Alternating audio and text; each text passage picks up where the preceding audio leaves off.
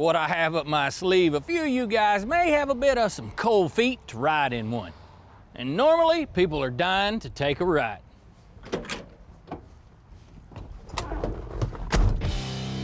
I'm for sure on one thing, and that is this run down the track is not gonna be impressive at all. No, sir.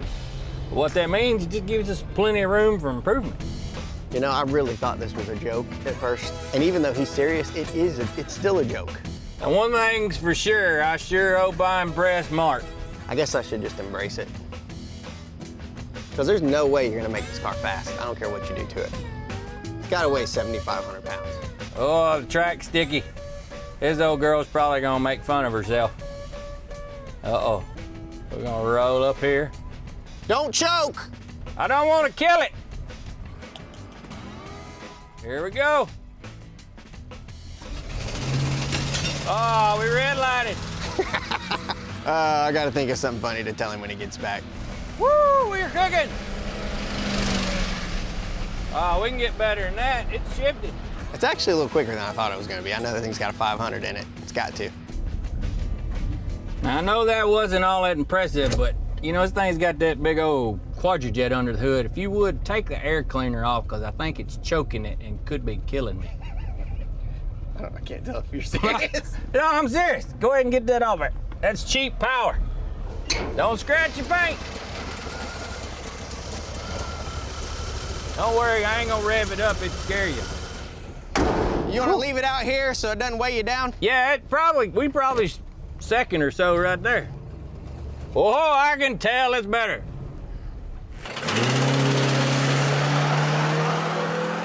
Woo! Man, that quadrijet's swollen.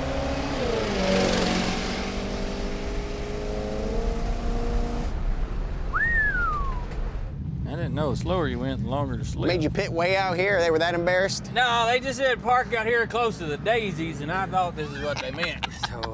So are we gonna come up with a project name or what? We're gonna have to come up with something. How about dead weight? Ain't too bad. Wait. Too bad. The Overtaker. People will recognize that for sure, buddy. You got one? An overtaker? Project name. No, that works for me. I tell you, I'm just about speechless because I'm ready to dive into this thing. Yeah. Rip it apart and come back and play with it. I have to say, this is the funnest car I've drove down the track. Okay. It ain't the fastest, it's the smoothest, but... Well, I can't wait to see what you're brewing up. Dude, it's gonna be awesome. See you at the shop. You sure you don't want to ride? I got room for you. To kick it off, we're gonna get busy up under the hood. The power plant is gonna get several components like heads, cam, intake, and carb to resurrect plenty of horsepower. Also, the trans is gonna need a bit of some attention, so a new converter and a shift kit is a must. With the factory exhaust manifolds and tiny pipes, it's easy to say they have a chokehold on us. So we'll 86 them and install headers and fab up some side pipes that will rattle your bones. Those loud pipes are gonna give the outside a bit of a sinister look, but we're not stopping there. We're gonna doctor on the suspension to give our creepy hauler a bad attitude, lose those classy caps, and spray on a fresh coat of gloss black to the wheels, and fit them with some slicks out back to have a death grip on the pavement. We really want our hearse to move down the track, and a good way to do that without breaking the bank is to lighten the load. So the plan is to attack the interior and shed some dead weight, like the couch that GM used for a front seat. It's gotta be heavy, so swapping in some buckets should help out. When we're all said and done, Overtaker is gonna be a ride that will grab the attention of your soul, no matter your status or existence. To get our engine out, we're gonna have to drain the fluids. Then we can start disassembly of the engine bay, making sure to get rid of that clunky radiator. Man, that copper radiator is heavy. Jeez Louise. Drop that one too. Man, we get some power in this thing. It's gonna raise my spirit for sure. We're not using the factory exhaust, so it can go. Man, this thing's heavy too. Jeez Louise. Then we'll remove the drive shaft. Oh. One thing that's kind of unique to a Cadillac is it has a metal fan shroud that's made into the core support of the car. Now with the performance mods that we're planning to make, we're not going to be using that mechanical fan that this thing came with from the factory. So I'm going to do a bit of trimming, get this big hunk of metal out of the way.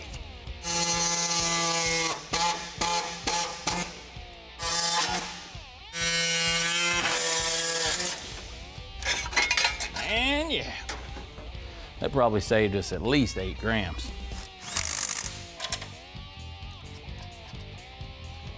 One cool thing about taking this old ugly motor out of this ugly hearse, you don't really have to be too bashful with it. You can, not really worried about bumping into stuff. You don't want to break nothing, but it's all right if you scratch something. Guess we gotta get that transmission off.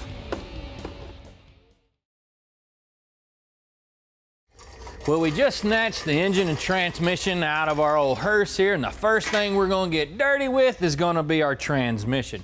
Now this is just a 400 turbo, just like they put in pickup trucks and big block cars and so on and so forth. And what we're gonna do on this thing is make it shift a whole lot better than it did when it was in this old big black car, because riding in a Cadillac, you know it's kind of a soft shifting thing. Whenever we were out making those hot laps in our hauler, this thing performed just like it should, nice and comfy. But that's not what we're after. We're going for a performance-minded shift. And with that, we're going to be installing a B&M Shift Improver Kit. Now the kit isn't all that complicated. It comes with some gaskets, a mid plate, and a couple of drill bits that we have to make the decision. Do we want to go down the RV and towing path or street and strip? And I bet you guys already know the answer to that. Now before you go to install one of these on your ride, you need to make sure that the transmission itself is in good condition. Now ours acted just fine, but we're going to get that pan off to make sure there isn't a whole bunch of shavings and clutches down off in there. So it's time to get greasy.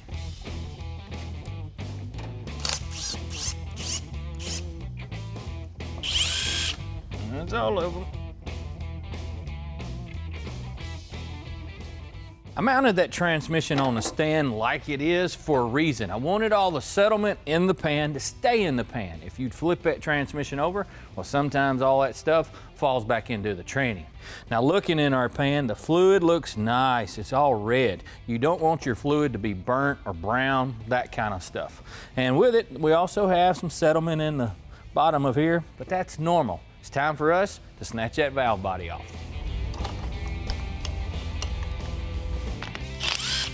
If we would have found far more gunk, we would be looking at a complete overhaul. This modification will not only improve the performance, but it also helps to extend our tranny's life by reducing clutch slippage.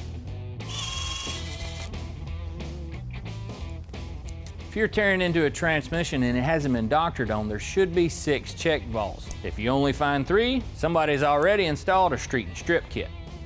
The object here is not to remove all the transmission fluid, but you just want to check all the gasket surface to make sure it's clean. We're in pretty good shape. We'll slap our valve body in the vise so that we can compress this piston, remove the E-clip, take out that spring for our street and strip setup. The next thing we're going to have to do is take this 3/16 bit that's supplied in the kit and enlarge 2 holes here on our plate. It's no big deal, but it's going to wake up that transmission for sure. Since we're looking for a firm shift, we're only going to be using 3 of the 6 check balls.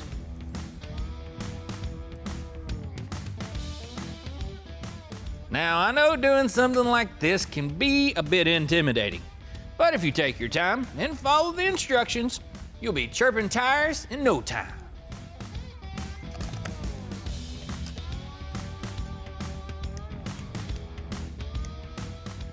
Basically, how these few modifications work, it increases the fluid volume to the clutch packs and modifies the timing for less overlap between shifts.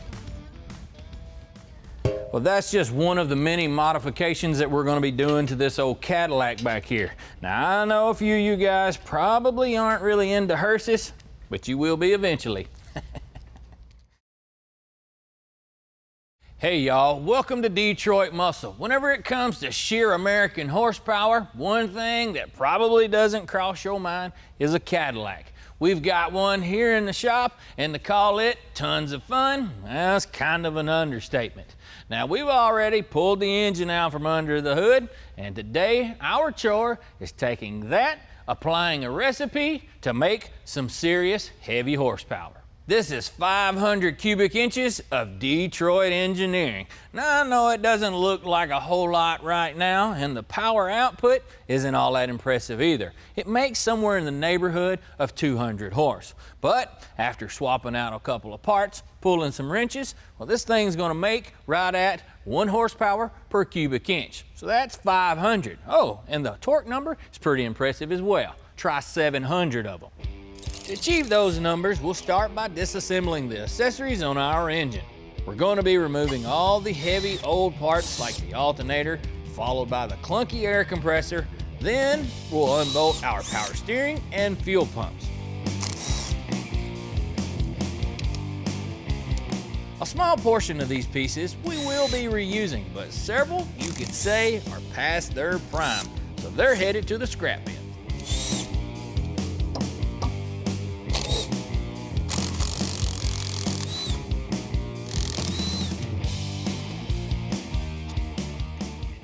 With all of our trinkets removed off of our power plant, it's time for us to do a bit of some scraping and some spraying, because I can't put this decrepit looking thing back into that fine specimen of a Cadillac. We're removing over 44 years of crud that is built up on this old workhorse. It takes a little bit of elbow grease and finesse, but once we've scraped the dirt and grime off, we'll spray it down with a little degreaser. Time to spray. We're using CRC's Heavy Duty Pro Strength Degreaser. It's a water-based biodegradable foam that penetrates heavy oils and fluids. We sprayed this thing down, let it set for a few minutes, and boy did it melt that grease away.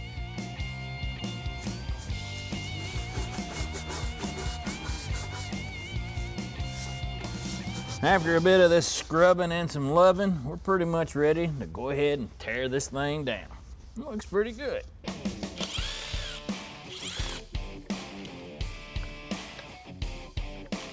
But that thing's gonna be crazy heavy.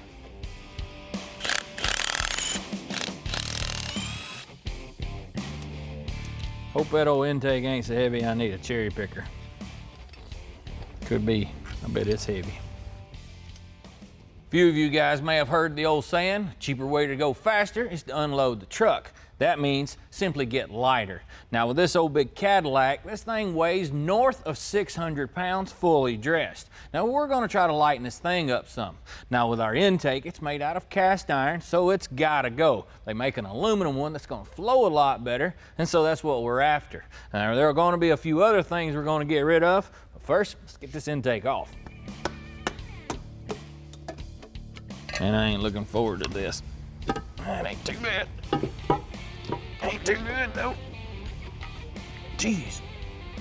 I'm just kind of curious. Let's see what this thing weighs.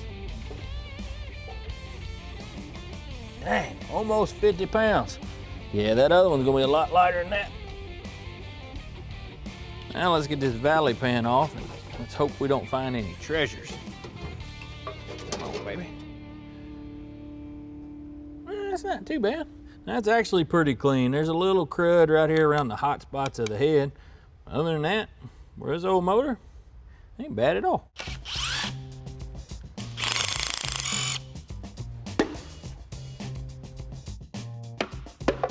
Got him.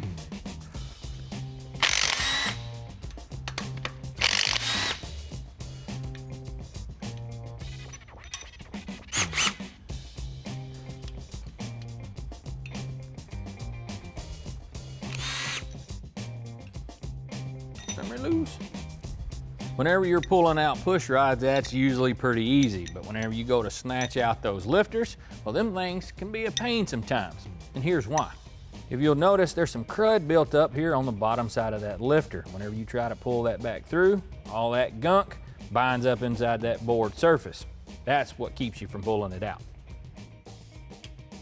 A quick trick to getting these out is to spray a little solvent or lubricant onto the lifter to help dissolve that crud. Finally, now we can take them heads off. Now normally we would be taking off those exhaust manifolds, but we're really not in the market for boat anchors, so we're just leaving them on there. Bend with your back, not with your knees. Jeez Louise. Come on. 75 pounds worth. Yep, that's heavy. Now Mark gives me a hard time about being such a fan of big bodies like this big behemoth of a car behind me, and the reason I really enjoy them is because normally they come with big cubic inch up under the hood, and this is a perfect example. I've got a piston out of a small block Chevy. It's a 350 flat top. Check this thing out inside the bore of this thing. This thing is almost 3/8 of an inch smaller than the hole in this engine. Now that's why someone coined the phrase, there's no replacement for displacement.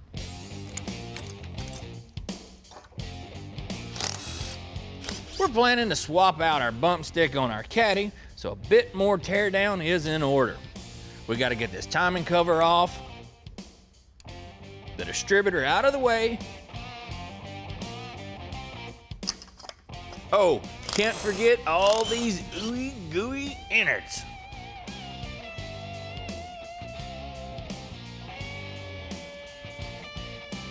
Camshaft's out. I got a little bit more cleaning to do, but I can tell you, we're just about ready to exercise the demons. Well, we're about elbow deep into adding some motivation back into our Cadillac. We've got the intake and heads removed, cam and lifters, and it's all cleaned up, so it's time for some new parts. Now, one key component to making a Cadillac breathe fire is all in the heads. I've got a friend of mine here, it's John Walker. He's what I call a Cadillac connoisseur, and he brought along a table full of goodies. What's up with those heads? A set of 425 heads that we baked and blasted, cleaned them all up.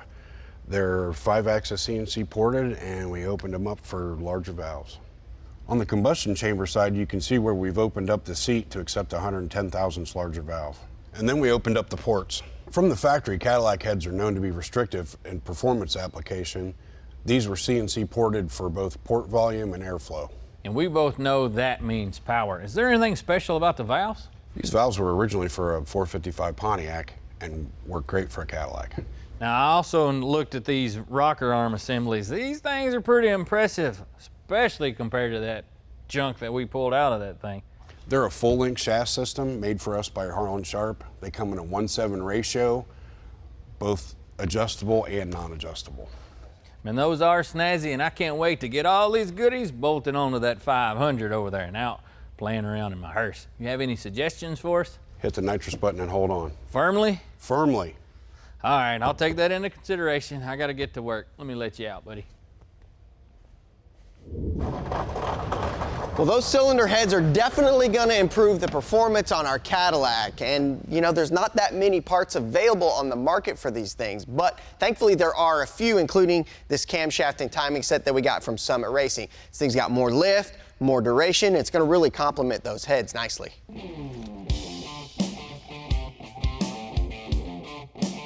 We'll add a little assembly lube to our cam, then slide it in. Lift on this cam is 520 thousandths on the intake and 504 on the exhaust. The duration at 50 thousandths lift is 234 degrees on the intake side and 249 degrees on the exhaust side. Now we're ready to install our timing chain assembly, and we'll torque it to spec.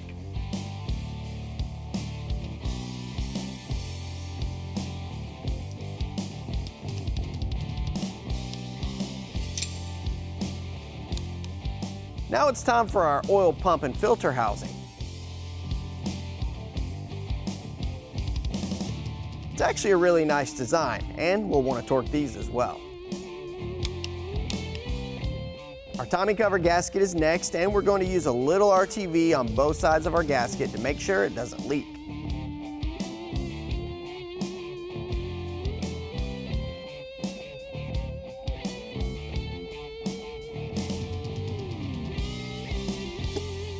Then we can add our cover and install the water pump gasket, followed by the water pump.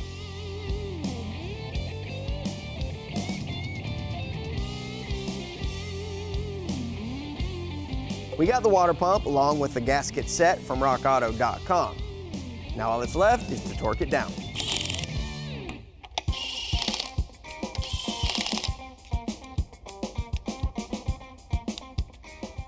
With the new seal in our timing cover, it's time to install the crank hub.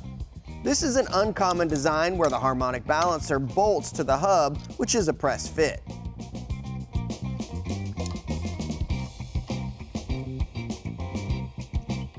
Now we can roll the 500 caddy over so we can install the oil pan, but first we want to clean up the surface and then we can install it with the new gasket and bolt it down.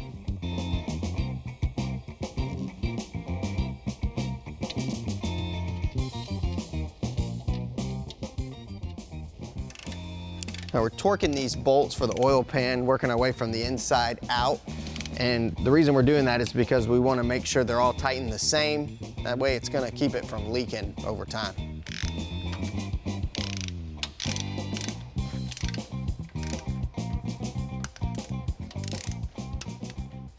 Well, we've got ourselves a short block. Now we just need a pair of cylinder heads and maybe even a fresh coat of paint. This thing will be like brand new. Well, we're making some pretty good progress. We got the bottom end of our caddy all assembled. I'm gonna slap our gasket in place, and then I get the joy of picking up this giant piece of iron. You got it? Yeah, I got most of it. Well, I got the easy job, and that's prepping these ARP head studs. These things are great because they come as a kit, directly fit for our Cadillac, and then also, these things are gonna hold more than we could possibly throw at this thing. I mean, we are gonna be spraying it, and this is one of the precautions you take, and it's an easy one to do. You excited? So excited. You know the torque sequence? No, you know a torque spec? I can get it. I bet we're gonna need a cheater pipe. All right, got it dialed in for you for the first round. Alrighty. We're gonna torque these down at 3 different settings using the same sequence, ending at 110. With those all torqued down, now it's time to spray on a splash of color. Jeez, that thing's heavy. Excuse me.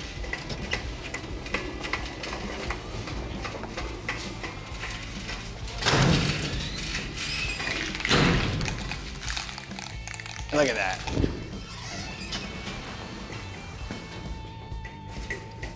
Beep, beep, beep. What do you guys think about that electric green paint? Well, I wanted that Cadillac to get attention, even with the hood up. Now, the next thing that we need to do is measure for push rod length. And this is a high performance application, but even with a stock rebuild, it's a good idea. Because what happens sometimes is the heads can be milled or the block can be decked, and that messes with the length of the push rod. The first thing that you need to do to get started is bring the lifter that you're going to start adjusting with, well, on base circle. We're going to start with these two because they're easy to see. This is the intake lifter, so to get it where we need it, we're going to rotate the motor over until the exhaust lifter just starts to come up. Now we need to drop on our rocker shaft assembly and check out the contact point of our roller tip to the top of the valve. Ideal operating contact is in the center third of the valve stem tip. You want to start at the top third and roll down and then back up.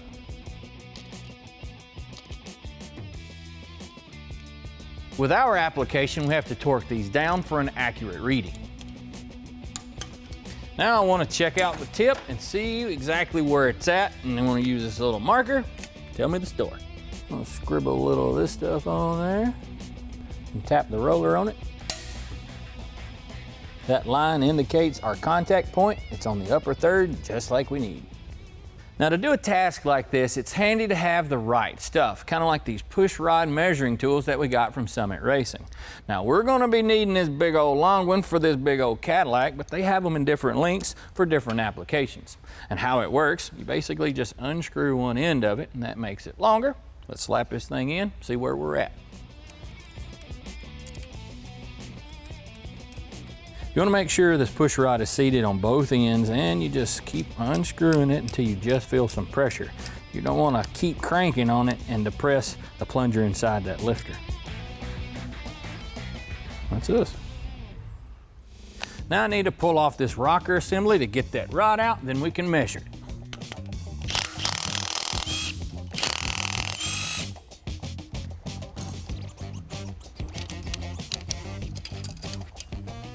To get our exact length, I like to use a set of calipers. You just slide those in there, clamp her down, and that gives us the length of this push rod. This number is at 0 lash, and since we don't have any adjustable rockers on this one, we're gonna have to add 50 thousandths to give us some preload. The next thing we need to do is slap on that intake, and we're getting dangerously close to having this thing ready to drop in our caddy. Before we drop on our intake, we'll add a little bit of RTV and a new gasket to make sure everything seals properly.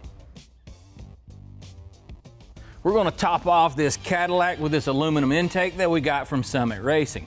Now it's gonna really add quite a bit of power to it because it's less restrictive than that factory unit. Plus, it's a whole lot lighter. That original one was almost 50, this one is less than 20.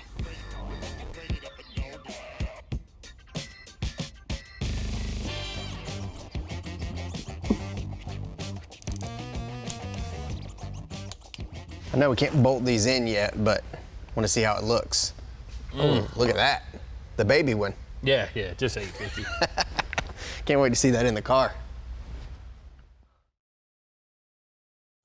Well, we've been making some really good progress on our hearse, and I'm out here today kind of scrounging around trying to work on our next upgrade. It's easy to say that with that Caddy, well, it's an obscure car, and the aftermarket support is kind of minimal. And what I'm wanting to do is kind of fix up the rear end. Now with that hearse, it's got airplane gears under it, and I want something with a little bit more grit to it. Something, you know, it's gonna peel back the pavement. So hopefully I can find something out here and all these old carcasses.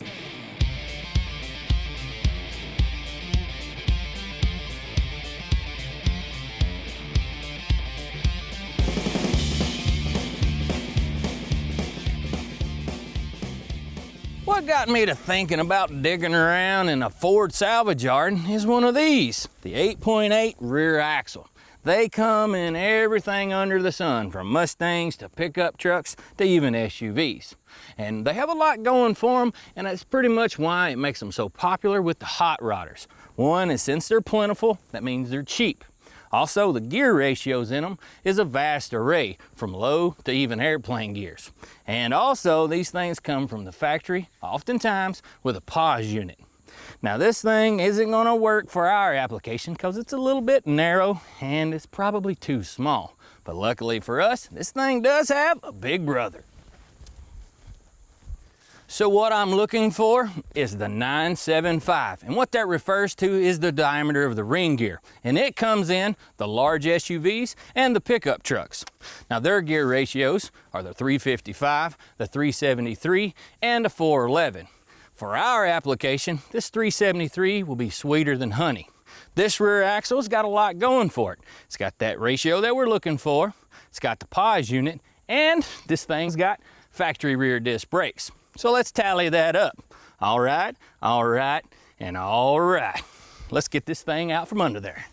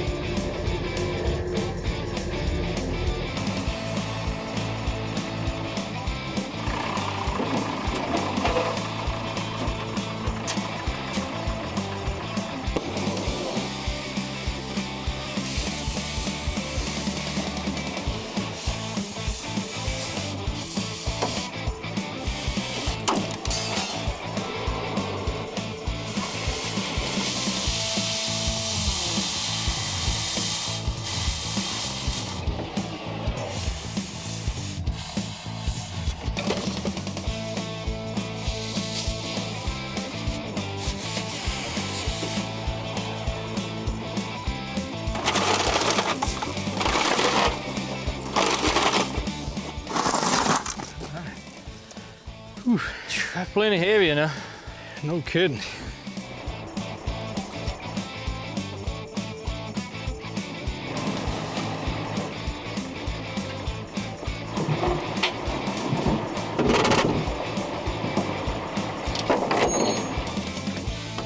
Well, I got me a rusty gem. I'm gonna have to do some modifying, but that's just a stone for a stepper. I do believe that green paint is a little brighter than the cap. Yeah, I mean, it doesn't match the car at all, but that's what makes it cool. It looks like a crate engine, and it's not. This is the same boat anchor that Tommy pulled out of this thing a while back, and then we upgraded it. Ported heads, cam, intake, and that's gonna add quite a bit of power, but that's not gonna double the power like we wanna do. We're actually going for over 500 horse with this thing. Now, to ensure that big number, well, we're gonna be spraying this thing with about 150, maybe a 200 shot. Maybe 300. Well, either way, to get this thing to make that kind of power, we also have to address the other systems on this thing. And one of them would be the exhaust. Right, I'm gonna go ahead and grab the headers. Now, with the exhaust on this car, it isn't gonna be just some old twin stick sticking out the back with your pawpaw tips. It's gonna be a little bit different. It's gonna add some style and possibly even allow us to burp some fire. Well, you'd think it'd be kind of difficult to find a set of headers for a 1975 Cadillac Hearse, but Summit Racing had exactly what we needed with these headers by Sanderson. These are mid-length, so they're going to lend themselves to what Tommy has planned for the rest of the exhaust system, but other than that, they've got a lot of other benefits. They're going to free up power over those factory exhaust manifolds, they're lighter weight, and they've got 1 7/8 primaries, 3-inch collectors, and a nice ceramic coating. We've got plenty of room to get these things on here. We just need to get them bolted on and we can move on to the rest of that system. It's not uncommon to fight with a set of headers during install, but working with big bodies, they fall right into place.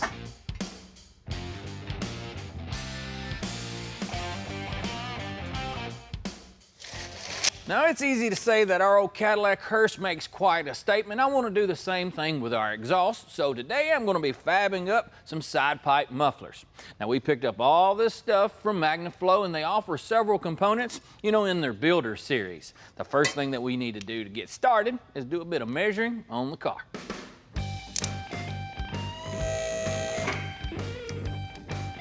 Here, we're trying to get this thing as close as possible to the front side of the rocker near the wheel. With a couple of bends and some tack welds, we hit the sweet spot. Well, I got my lead pipe on my exhaust basically where I want it. Now the next thing I need to do is throw up that big old pipe and then the inlet tube to it to see exactly where we're at. I'm probably gonna have to do some trimming, just no big deal.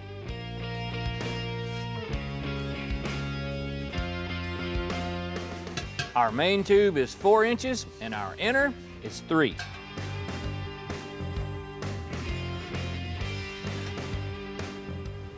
Yeah, we're gonna have to cut that off. I like the height right there though. That transition doesn't bother me. Need to do some marking.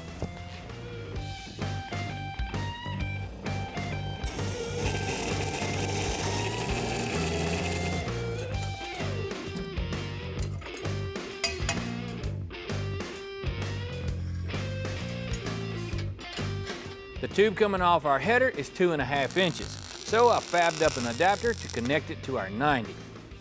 Now back here on the rear, it's a little bit more of aesthetics than I would call function, because basically the exhaust is going to come out of this thing and it's going to be in the direction that you point it. Now normally people mount a tip kind of at a horizontal, or they kick them down a bit, and y'all have probably seen that kick up some dust. Now what I'm going to do is I'm actually going to turn it up and then cut it out in kind of a C shape, and that'll give it a bit more of a monster feel to it. Then after I draw that out, we're gonna remove this thing, get over to the table, and then we can build the innards.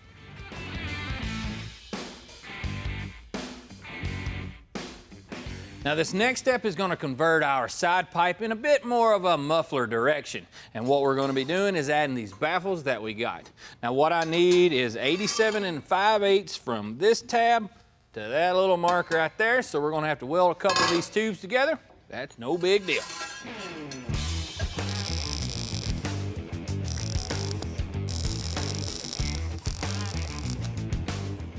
All right, that'll work, that's good enough. We'll slide on these stamped rings that will help locate and support our baffle tube.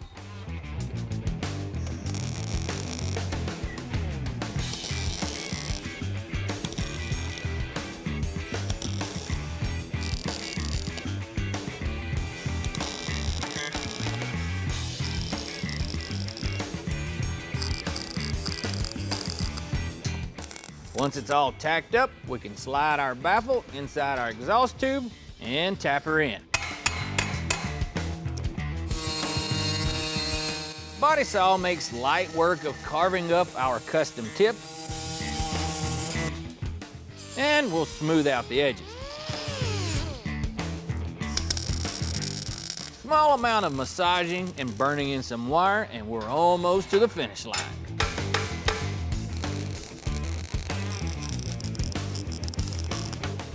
Now we just need to fab up some hangers to keep these side pipes in place. Don't have to get too elaborate here. We're just using some flat stock with a few cuts. Drill a hole, an isolator, a little bit of welding, bolt it in.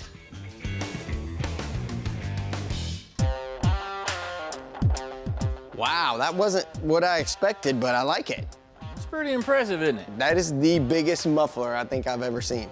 Well, the wheelbase had a whole lot to do with that. It's gonna be loud. Oh, brother, it's probably gonna be plenty loud. We're plugging away on our Cadillac Hearse that we're calling Overtaker, and we're trying to make this thing scream down the drag strip. Now, when you're talking about making a car quicker, there's a couple of things you can do, say low-hanging fruit, to do that. One would be shed weight, and the other is going to be to free up horsepower. And we're doing both here under the hood on our Caddy. One thing we've done is completely eliminated the AC compressor. That's the original one. It was big and heavy. That, along with the condenser, it's about 40 pounds that we saved. And when you're talking about shedding weight, a pound or two here and there is good. 40, well, that's pretty significant. Another thing we've done is eliminated that manual fan. This is a 500 cubic inch engine from the factory, big heavy car. There's a lot of strain on that cooling system, so that required a big fan that had a lot of drag to it, and that sucked power from the engine, maybe 10 or 15 horsepower, so we got rid of that. The next thing we're gonna do is fill this big void here, and that's gonna be yet another way for us to save some weight.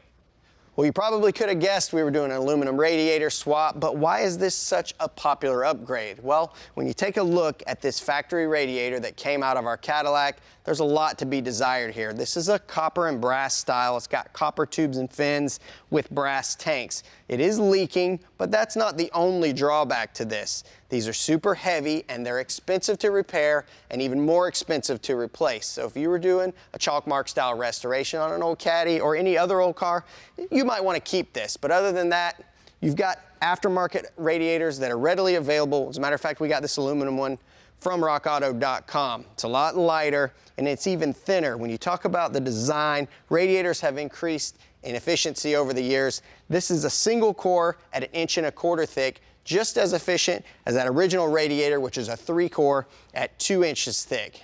Now we talk about weight savings. The original one was almost 30 pounds. The new aluminum, 10 pounds. So we've got almost a 20-pound savings.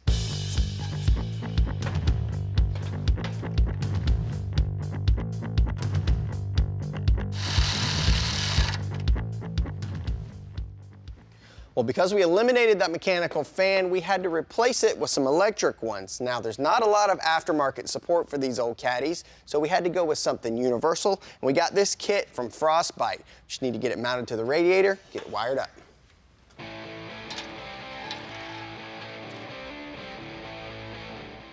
We're gonna hold this in place with a panel clamp, and we're just gonna mount it using some regular tech screws and washers.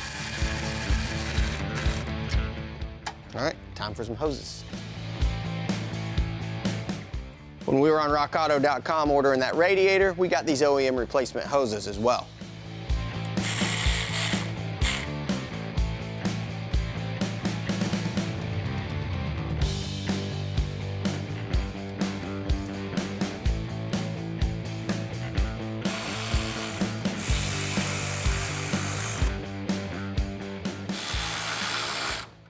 just need to add some water and a cap, and that's good to go. Now, when you're doing an electric fan conversion like we did, you want to make sure that your alternator is going to handle it.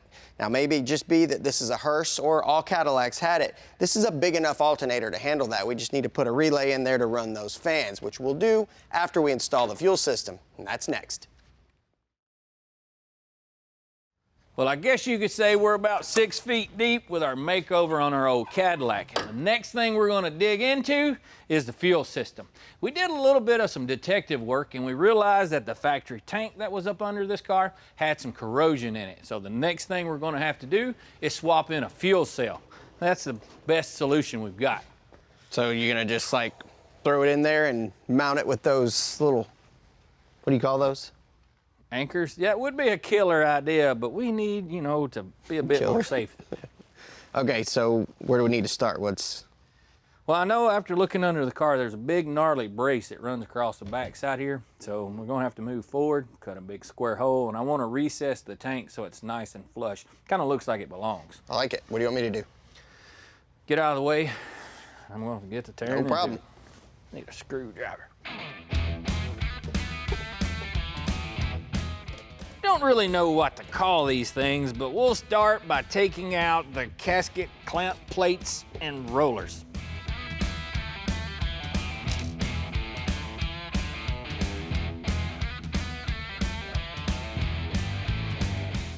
That brace I mentioned earlier is 19 inches from the bumper in toward the car, so that's why I made my mark. I'm gonna have to measure from left to right to find center, and then I'm gonna cut me a hole that's 18 1/4 by 16 3/4. Think.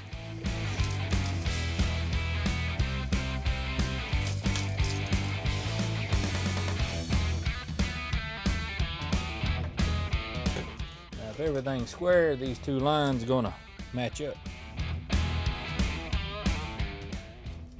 Close enough we can cut it.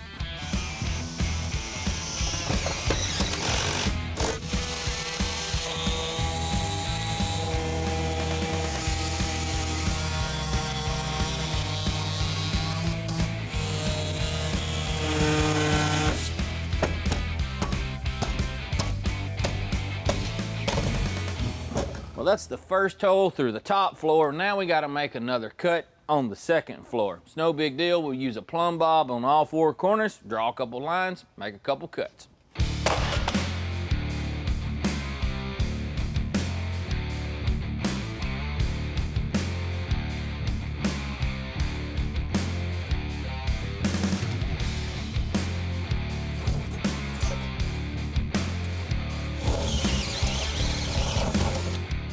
Not really supposed to climb in the back of a hearse, but once. This is for, you know, good times.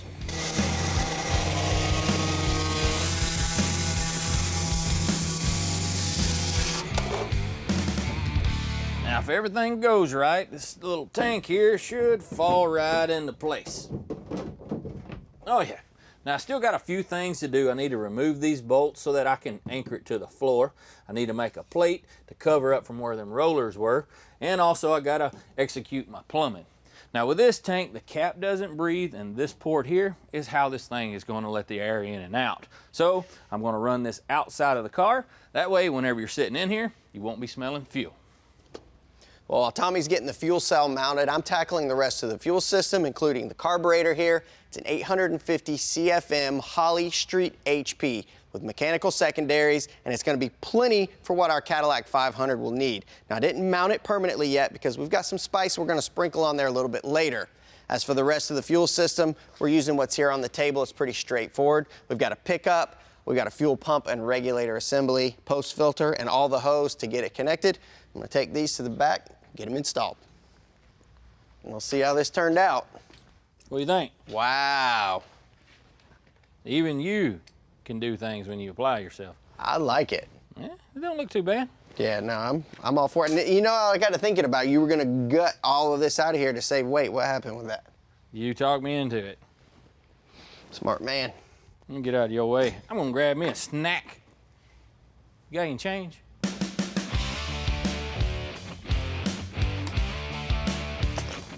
For our pickup, we're using Holley's Hydromat. This stuff helps prevent pump starvation during fuel slosh. And it also acts as a 100 micron pre-filter for your pump.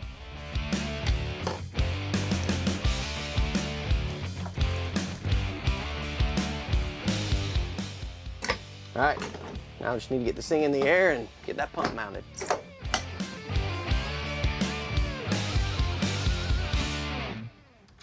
All right, when you're mounting a fuel pump like the one we're going with, you want to make sure of a few things. One, you want to make sure it's close to the tank because these pumps like to push and not pull. On that note, you want to make sure also that it's not mounted above the tank because then it's going to have to draw the fuel out and it doesn't like doing that. Another thing, you want to make sure you're away from any moving parts like suspension. We're plenty clear from our leaf spring here. And then also the exhaust, which with our new side pipes, we don't have to worry about back here. So we found the perfect spot here. Got the bracket in place. I just need to mount the pump to it, get it plumbed up. We're using this Quick Fuel Technologies 175. And it's a pump and regulator combo, and it'll support 175 gallons per hour. Well, with the pump mounted, it's time to move on to the hoses, and what we decided to go with is this Earl Super Stock. It's a little different than what you normally see us use. This is actually a push-on hose. That makes installation nice and easy, and it'll handle up to 250 PSI.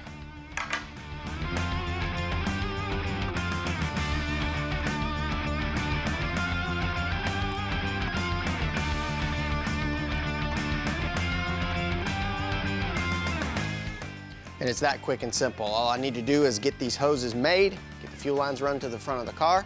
We'll have ourselves a fuel system. Well, exhaust system is complete. Cooling system, that's done too. And the fuel system, we just have one more termination to make, but we're not gonna do that just yet because we've got something special up our sleeves. This next upgrade that we're gonna be doing is basically bolting on 150 horse plus or minus. Maybe like 300 horse, I'm hoping. What we're talking about is a power adder. Now, normally power adders come in 3 different categories, and the first one I'm going to talk about is kind of my favorite, and it's mainly because it looks so cool. Blowers, huffers, or whatever you want to call them have the goods. Plus, these big hunks of aluminum make power. Doesn't really matter if they're on an old school big block or late model muscle. Oh, and they make some impressive sound. Now, there is absolutely nothing wrong with the whine of a blower, but when it comes to cool noises, my absolute favorite has to be the whistle of a turbo. Turbochargers are a great way to add plenty of cool factor to just about any hot rod or muscle car.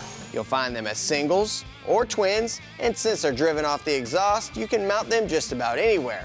And you know these things mean business since they have to have their own horsepower relief valve. Both of those have their benefits, but they can be pricey and kind of complicated to install. For us, working on that obscure Cadillac, we knew it'd be difficult finding an application for a 500 Cadillac, plus we wanted our dollars to make sense. So our plan of attack is to be spraying this thing with some nitrous. It doesn't take but a couple of hours to install, plus it's economical. Don't forget that allure of power at the push of a button. Come here, baby. Oh yeah. On a wet nitrous system, the nitrous, or N2O, and fuel are injected into the engine by way of solenoids and regulated by orifices, or jets. The precise amount of fuel and nitrous enter the combustion chamber, causing a more dense air-fuel mixture. That mixture gets ignited, creating greater cylinder pressure and ultimately more horsepower. This particular kit we're using is called a plate system that we got from NOS. It sandwiches between your carburetor and your intake manifold. With the plate in place, the carburetor can sit on top of it and get bolted down. Well, here's why we didn't terminate the fuel feed earlier. We've got to tee into the fuel line because one line has to go to the fuel solenoid of the nitrous system and the other line has to feed the carburetor. Once we figured out the best routing, we just need to get these lines cut, installed, and clamped down tight. Well, that's it for the fuel feed. Now we just need to get some switches installed, get it wired up, and run the nitrous feed, which you really don't want to do until Tommy figures out where he's going to mount the bottle. To mount a nitrous bottle, it's really basic. It comes with some brackets. You got to make a couple of holes, and you want to make sure that you mount it onto a solid foundation. We're going to put ours here on the floor. Now, we could try to hide this thing a little bit, but what's the point in that? Look at this car.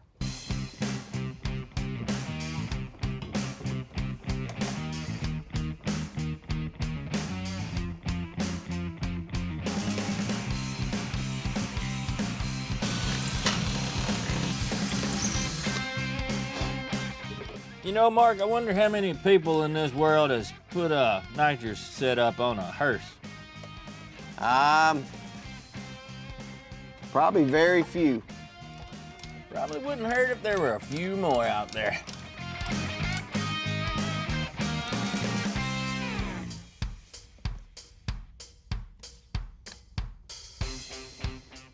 I got my end finished up. What about you? Yeah, I got it connected. Now, I've got this purge solenoid all plumbed up with the little rabbit ears there, so don't mind that. We'll fix it up later when we get the hood on it and come up with something fancy. All right, so I guess all that's left now is just to push the button. Go ahead. Make sure it ain't gonna leak. There you go.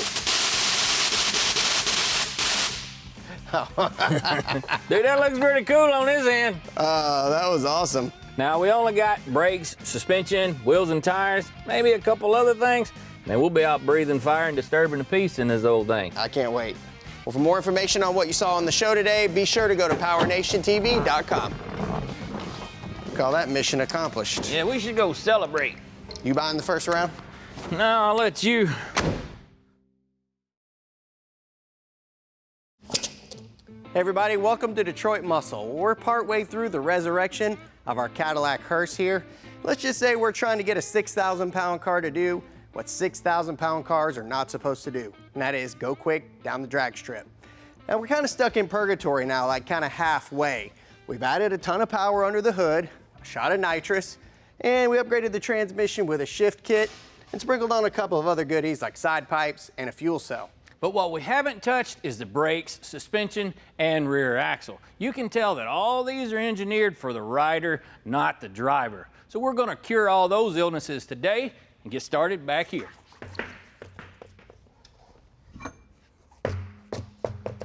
With the rear axle up under our hearse, it has some good going for it, but not a whole lot. First off, it does have a factory pause in it. And I would imagine it's in there because of this scenario.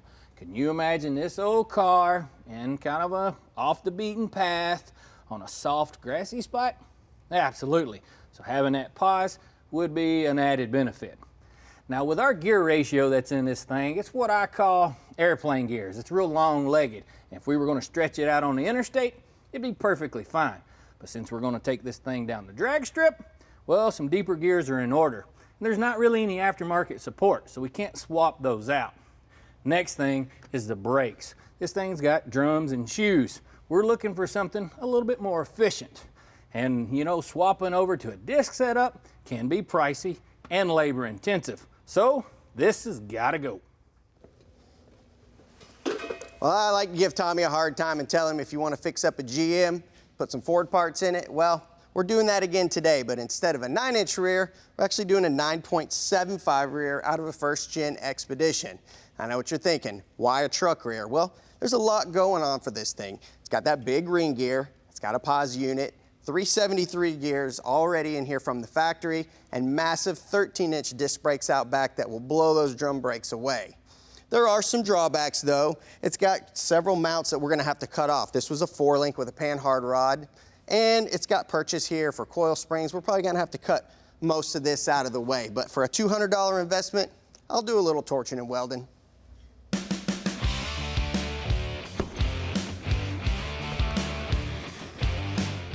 We're using our oxyacetylene torch to do the heavy cutting. This is a tool we don't use that often in the shop, but it's definitely something handy to have around. With the brackets cut out of the way, we'll grind down the leftovers with our 4.5-inch disc. The goal here is to get the majority of the metal removed. Then we can follow that up with the flapper wheel to smooth it out.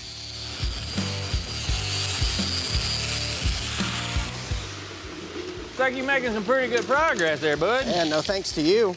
Well, I appreciate all your contributions, and since you're all gussied up, I need you to whack them pads off.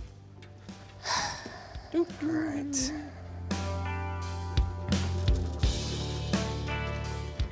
After getting this thing skint back, it's ready to find its new home. Recycling our old bracket and some hardware makes locating this thing a walk in the park. From the factory, our old Cadillac came with these little rubber bumpers that were here on the top and bottom side of the leaf spring. They were designed to dampen and control vibrations for better ride quality. But with the purpose that we're going with this old big hearse, that's not necessarily good because that would cause some deflection. So them things are hitting the trash can. With that said, we've got the axle sitting pretty much where it's going to live, but we still got to dial in the exact location. We've got to measure it side to side, make sure it's centered in the car, and then also set the pinion angle. But we can't do that second one yet because we want to make sure that the car's sitting on the ground, the suspension completely compressed, and sitting at ride height. Not going to be able to do that for a while, so we might as well move on to getting the rest of our suspension and brakes installed.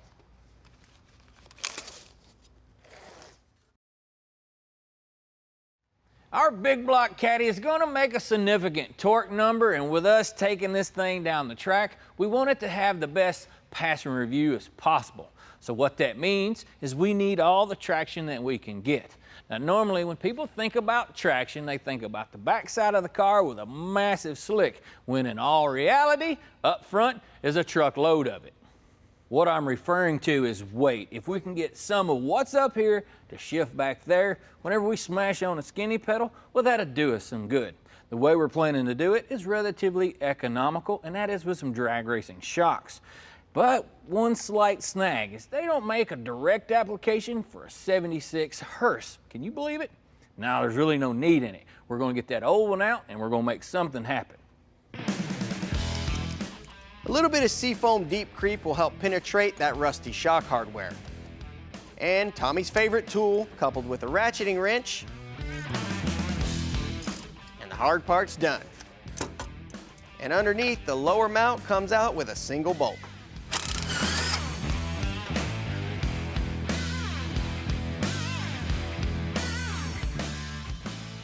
Those old front shocks come out a whole lot easier than I was anticipating, and for any of you guys who've had to wrestle them things out, you know what I mean. Now up front, we're going to be running a set of the 9010 Lakewood Industry shocks. These will give us the maximum amount of lift whenever we smash on that gas pedal to plant that back side of the hearse. Now out back, we're going to be using a set of their 50/50s, and this is what those numbers mean. A 9010 shock extends rather quickly, while the compression stroke is much slower. A 50/50 compresses and extends at a similar rate with both actions. So when we leave the starting line, we want the car to lift in the front while the rear compresses a bit to load the rear suspension. Then while moving down the track, the front will slowly start to come back down, and this allows the car to maintain traction as we make our pass. Without this action, the tires won't bite as hard, and we could simply just smoke them coming off the line. Let's get started on the front. Now, looking at these things side by side, they're basically the same except for this end. So we're going to press this sleeve out, try to get it in there, and then we can move forward. The arbor press sure does make this task a whole lot easier. If you didn't want to reuse this old stuff, you could use a piece of tubing, but you would have to make sure that it had the proper OD and ID. But since these old shocks are junk, it just makes sense to reuse them. That got it.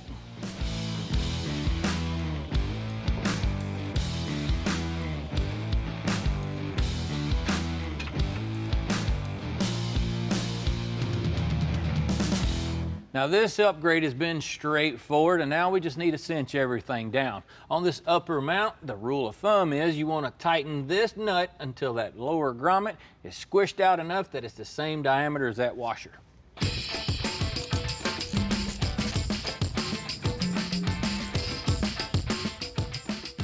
To get these rear shocks up under the Cadillac, I'm going to have to do some modifying. What I've hit is it's about 2 inches shorter than that factory one.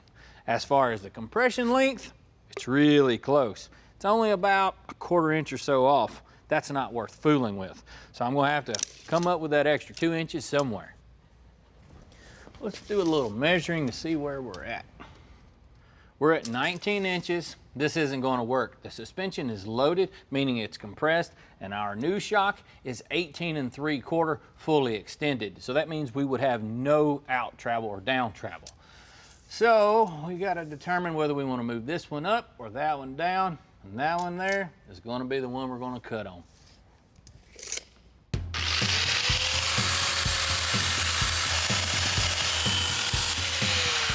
In situations like this, we could make a new shock mount, but since the factory tab is welded onto the frame, it's just as easy for us to cut them off and move them down.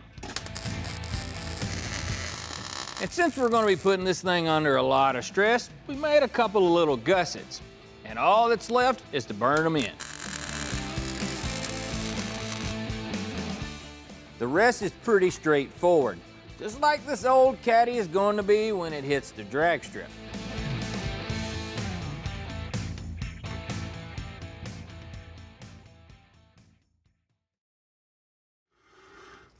Well, we're making great headway on our Cadillac Hearse. We got drag shocks in it on all four corners. Got a rear end installed. We haven't set the pinion angle yet, but like I mentioned earlier, we're gonna wait till the car's on the ground to do that. But as for the brakes, they need some attention. As you can see, these rotors are very rusty. This isn't just surface rust. They're pretty heavily pitted. This thing sat in a junkyard for who knows how long, several years probably. We may be able to get those resurfaced, but it's really not worth it. Just want to replace them, and besides, we want to do an upgrade. As for the pads, well, they're not in great shape either. The friction material's worn almost all the way down and the backing plates are rusty. So we decided to go to EBC Brakes for one of their pad and rotor kits. This is their Stage 5 Super Street kit, which includes dimpled and slotted rotors that are corrosion protected with a geomet coating. As for the pads, well, these are the yellow stuff. You've seen us use these before. This is a full race pad that's also capable of street use. It's got great bite from cold, so it's ideal for your daily driver that you take to the track from time to time. If we're spending money to upgrade our rear, this is a great place to do it.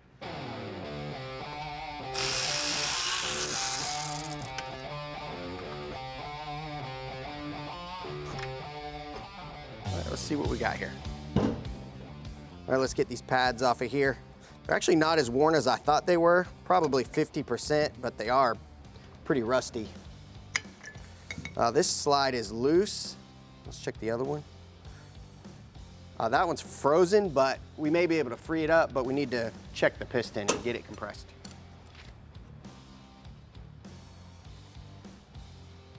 No, the piston's frozen in the caliper. This is very common, especially on junkyard rears. We could probably rebuild the caliper, but I've got a better solution. So this is a Duralast remanufactured caliper that we got from AutoZone. It's made to meet or exceed OE specifications. This thing's completely rebuilt, all new parts, already lubed up, ready to go on the vehicle, and we even upgraded the hose as well because our hoses were already trashed, which is, again, typical with junkyard rear ends. So this is what we're gonna use to fix up our brakes. We're gonna have a brand new brake system here in the rear of our Caddy.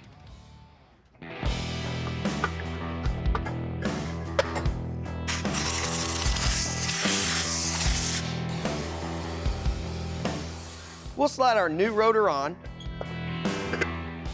Then we can remove the old clips and replace them with the new ones that came with our calipers. We'll slather on a little disc brake lube and install the new caliper.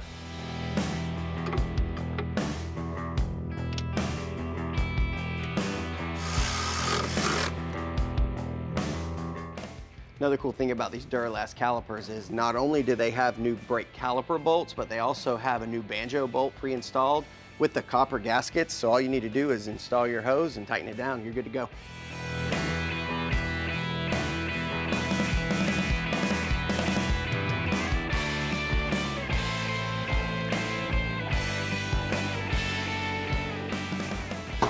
Well, since we switched to disc brakes, we're gonna have to redo our lines back here. I'm gonna go ahead and mount this hose on the frame, make some new hard lines, and once I get that terminated, this will be ready for some wheels and tires. One thing that you may run into if you're doing an odd duct conversion like we are on that Cadillac as far as the rear is finding a set of wheels that's gonna match front and rear and the attitude of your ride. Luckily for us, we found this jewel. This is a stock wheel that would come on an F-150, but it would be the spare. This is Ford's attempt to save some cash. Now, like I mentioned, we wanted the front and rear to match. Summit had exactly what we needed. This is a US wheel that they offer as their Rat Rod series, and with a splash of color on these, maybe some pinstripes, and even some chrome lug nuts, it'd church it up a bit. Now I just need a clean scuff, and we'll be ready to paint.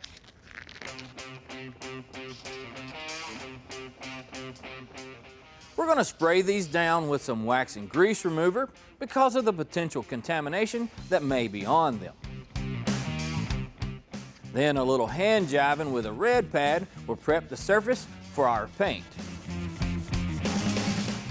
And one more wipe down and she's ready to go. I'm gonna spray on 2 coats of Summit Racing's Jet Black base coat and then 2 coats of clear. I want those wheels to be as shiny as a new penny. We're gonna mix up a few ounces of paint, add our reducer, and a small splash of hardener. You wanna make sure to mix this thoroughly. And now it's ready for trigger time.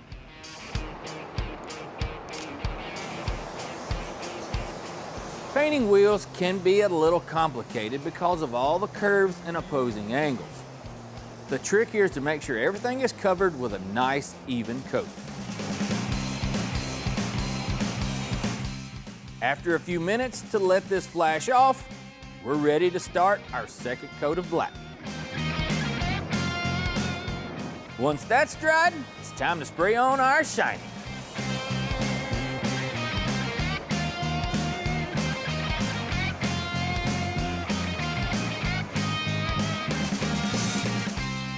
Now we've got to let our goodies in the booth dry for a little while so that we can handle them. And while they're doing their thing, I'm going to tell you about the rear tires that we're going to be running up under our Cadillac. I went to Summit Racing and picked up a set of M&H Racemaster DOT approved tires.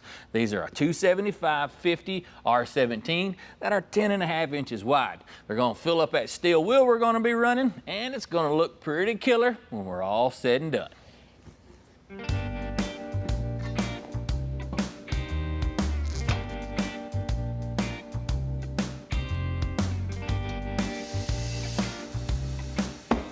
Now the next thing I'm going to do with this tire machine is add my pinstripe. It's time to do some painting.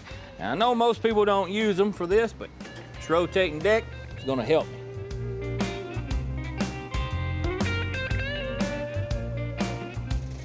Now it's a nice looking piece. Now we just got to get it up on the car.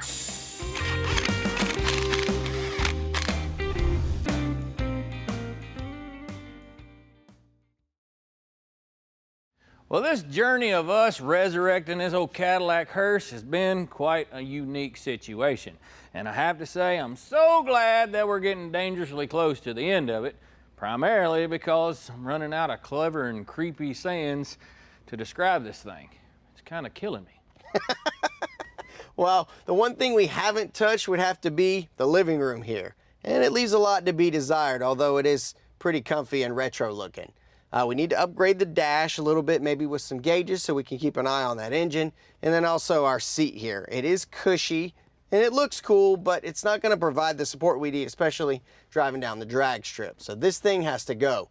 I can get this couch out of here and maybe I'll find some treasures between the cushions.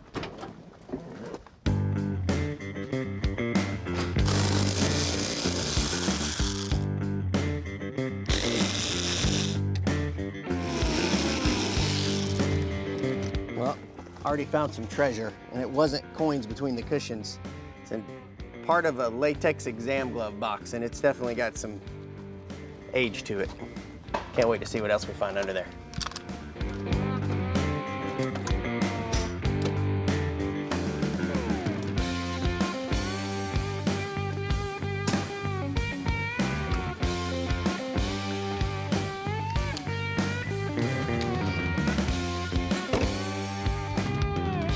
Well, I didn't find any coins between the cushions like I thought I would, but there's plenty of treasure to be had here under the seat. Now, earlier I found that box that was for latex gloves, so check this out. An actual latex glove that's been under here for I don't know how long, and I don't even like touching this with my gloves on. So, and then you got a flathead screwdriver, a pair of pliers, don't know what that's for. And then there's several flowers in here. You can pretty much guess what these were for. Anyway, I'm gonna leave this mess for Tommy to clean up. He's the one that loves this car so much. I am rather fond of this old thing, so I had to show the interior some loving. We went to Summit Racing and got a pair of their universal sport seats. They have black cloth on them, and that's gonna look as snazzy as a brand new tuxedo inside of there. But before we go to fabricating, I gotta do some house cleaning.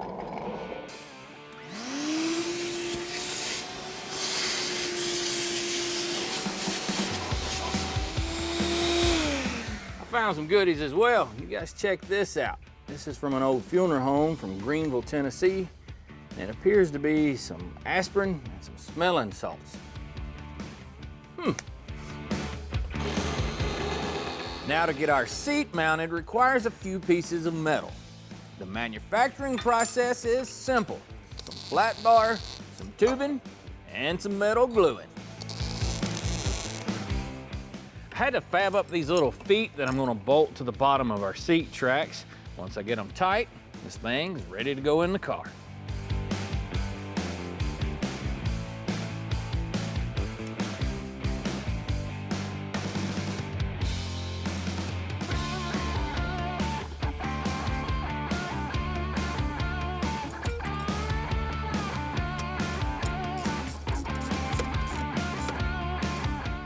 With our seat snugged up, we'll complement our interior with an impressive tack and move on to the steering wheel. You know, sometimes people can feel like they're chained to bad decisions, but when they're chrome plated, it makes them all right. This buttons up our Caddy Hearse. The next time you see this rolling coffin, it'll be speeding down the drag strip with deadly speed. You can follow along and catch our day at the track at PowerNationTV.com. Hey guys, welcome to Detroit Muscle. Today is going to be a pretty good day for us because we finally get to reap the benefits of our hard work. We're going to be taking our refined and rejuvenated Grim Sleeper out to the track. That's right, guys. This old Cadillac's first trip down the racetrack, well, it wasn't nothing to write home about. It was so slow, it would have been late to its own funeral. And now at that moment, we realized that it was going to take a few old school tricks to help boost its performance and lower the ET. When we drug this into the shop, we jumped right on it. With this big body comes big cubic inches, 500 of them. And with an engine of this size, it normally doesn't take much to make some good power. So with a few go-fast parts, our engine and trans Look at that. is ready to go. We didn't stop there. A great way to increase the sensation of flying by the seat of your pants is with gearing, so a rear axle swap was a must. We found an unusual candidate that had all the goods: a posi, a 373 gear ratio, and disc brakes. After a little fab work, we were ready to go. To add some style and performance, we fashioned up some huge side pipes.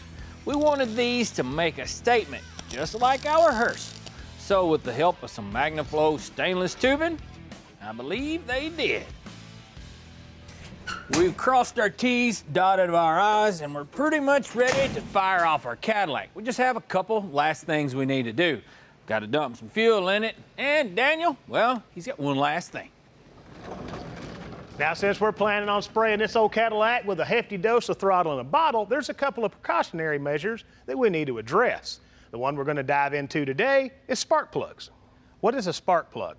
Well, it's a simple device that ignites air and fuel mixture by delivering voltage from the ignition system to the combustion chamber.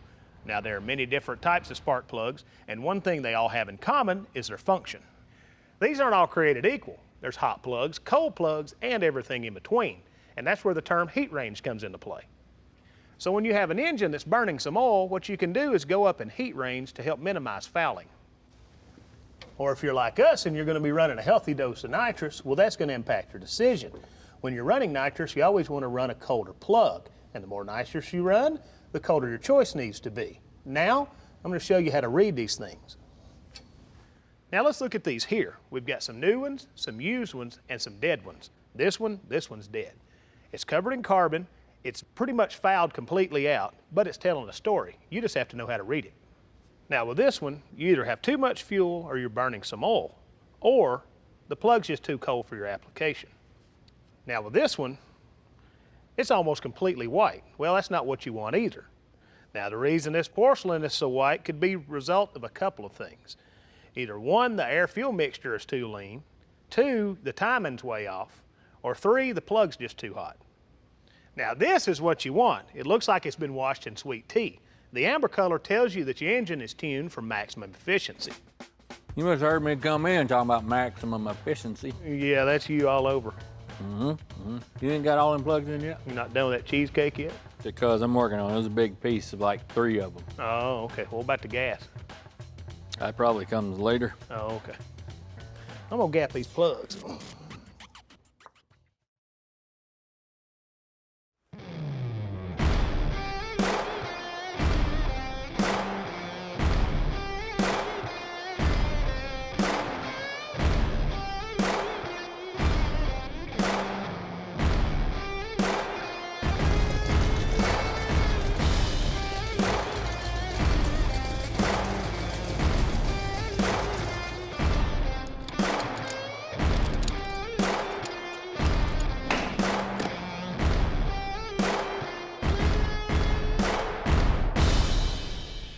All right, you're all programmed in, and this came in under its own power. So now the big question, what's been done to it? Man, we've done basically a head cam intake swap. You know, it's 500 cubic inch. We didn't touch the bottom end. This thing from the factory made about 200 horse. So if we make more than that, we've knocked it out of the park. I like it. No, and with that, you know, it shouldn't be all that hard to make some significant power from there. When I say significant, 50% gain with nitrous. Oh, that's right. We're going to spray it. Yeah. So it's all good, man. With this type of cubic inch, it should be pretty easy to do. I think so. I mean, everything looks like it's where it's supposed to be. It's got some nice parts on it. You know, with the nitrous kit on it, you got a new carb, you got a nice new intake manifold. I guess the first thing we got to do is make sure everything is where it's supposed to be. So what I'd like to do is get it fired up. We'll check timing because I assume we want to make some naturally aspirated poles. Yeah, absolutely. We'll just see what it makes, just all motor, if you will, and then spray it with, say, 75, 100 shot, and then step it up because I want to spray it as much as we can to get the biggest gain we can. Because look at this dude, man. It's a long wheelbase Cadillac. Well, we need all the help we can get. I like the way you think. So. All right, so first thing is get it fired up, make sure we have tack signal. Let's check timing and go from there. We can do that next. All right. This will be exciting.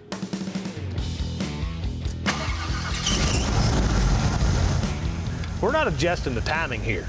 We're just verifying where it's at from our previous tune. And yeah, we'll be back in this department to adjust this to accommodate the amount of nitrous we'll be throwing at it.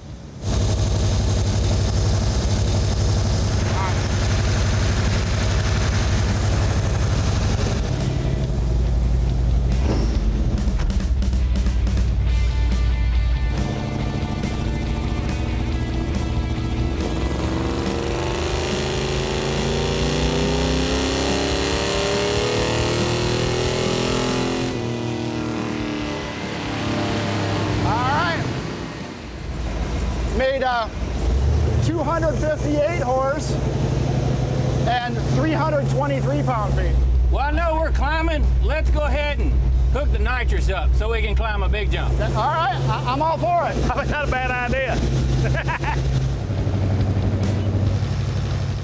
For every 50 horse of nitrous, you want to pull a degree of timing out. We're hitting this thing with 100 shot, so that means we need to knock out 2 degrees of timing. All right, cousin, don't forget that boogie button. Give her the purge, man.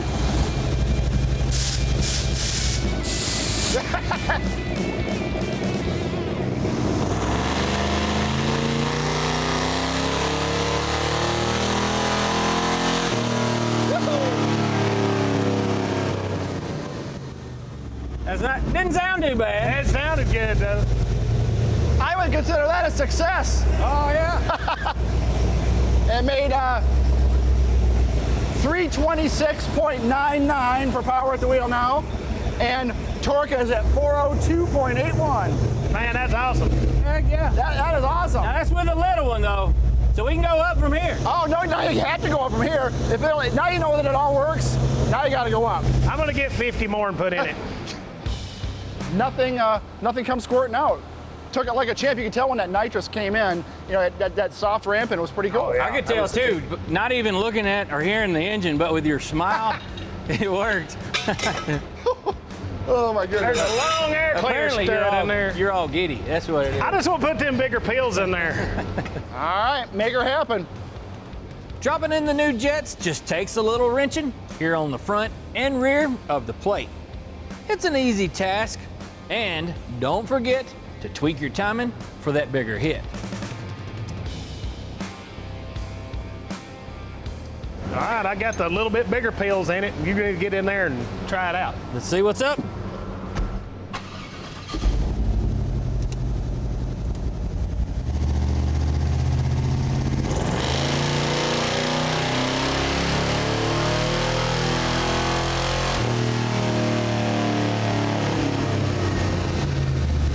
It keeps going up.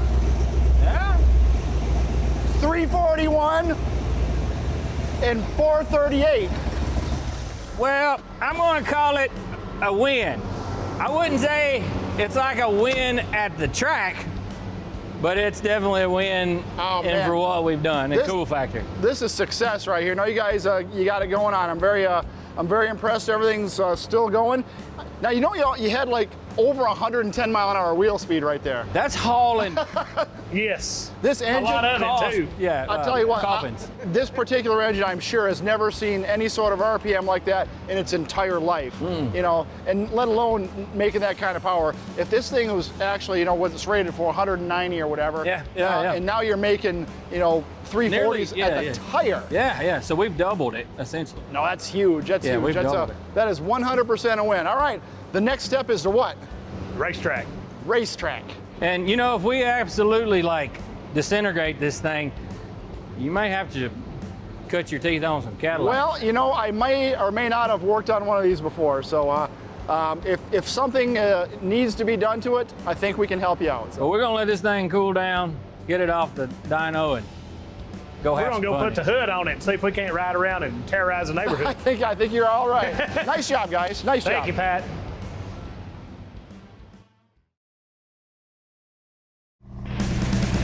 You know, Daniel, I'm pretty proud of the way this hearse turned out, and I'm excited to see how all of our hard work and upgrades pay off. Are you even listening to me? I've been pretty quiet today. It's kind of like I'm talking to a previous passenger.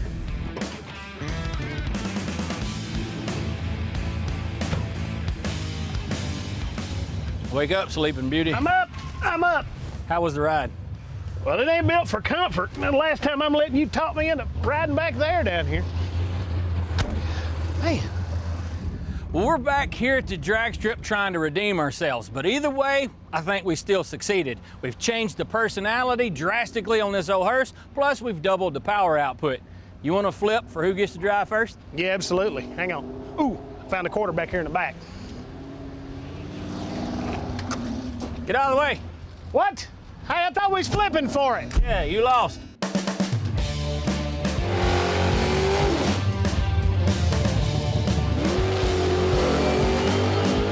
We're lucky to have Etheridge Motorsports Park right down the road from us. It's got everything you want. Fast cars, cool pits, and that intoxicating aroma. Burning rubber. Now, before we head down the track, let's talk about our goals with this thing. We wanted it to be a head turner, and as we're cruising it around through the pits, I believe we got exactly the reaction we were looking for. It's pretty neat. I like it. I mean, I ain't never seen a hearse like it.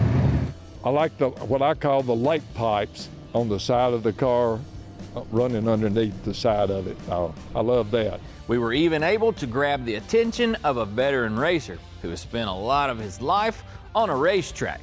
He's got a stunning door slammer with what some would call an unlucky number on the windshield. 1313, I was born on the 13th, on Friday the 13th, and the 13th's my lucky number. It's a 55 Chevrolet, it's fiberglass, it's got a Shaprock 565 engine with 1,040 horsepower, and it runs like 560s. We know this thing won't be that fast.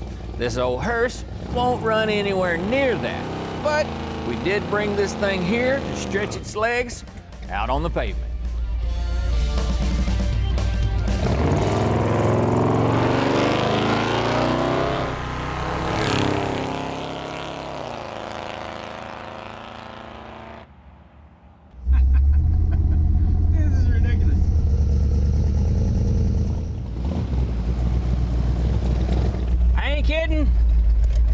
face is kind of hurting. Yeah, is that from the G-forces on launch? No, not exactly. It's more of the smiles that I got from driving this big goofy car. Man, that's awesome. But man, I will say I didn't run the nitrous. I figured, you know, you got to crawl before you walk, and you're taller than me, so you should be able to have a longer stride, so maybe we'll cover ground a little better. So. But yeah, have your way with it. I'm planning to. Thank you very much. You go right ahead, big guy. Just keep it in drive. No need to holding it second. Yeah? But if you have a helmet for your smile, you might try that on, because this thing is epic. That's awesome.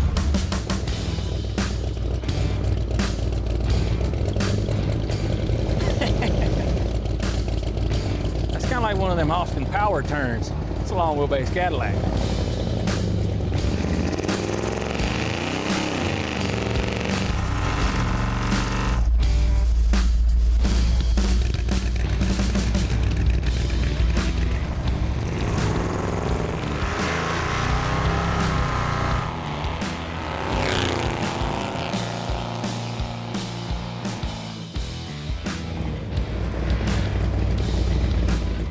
So what do you think about it? How about that, sports fans? Dude, I tell you, you look a lot better than I did out there. I had the boogie button on, though. Yeah, that nitrous definitely helped. Now, with this old car, guys, we aren't the fastest by any means. We set the bar pretty high, but you know, sometimes you got to set goals and try to achieve them. So, man, I have to say, I think we knocked it out of the park. Yeah, you know what this means, don't you? What's that? It means that we are now world record holders. We have the world's fastest 1976 Cadillac Hearse in black paint with twice pipes down the sides and 150 shot powered by a 500 Cadillac. Yeah. I think you're right. Let's go Let's go celebrate get a with it. cheeseburger. Man, yeah. If you'd like to take a look back at this build, hit up PowerNationTV.com and check out the build page for Overtaker.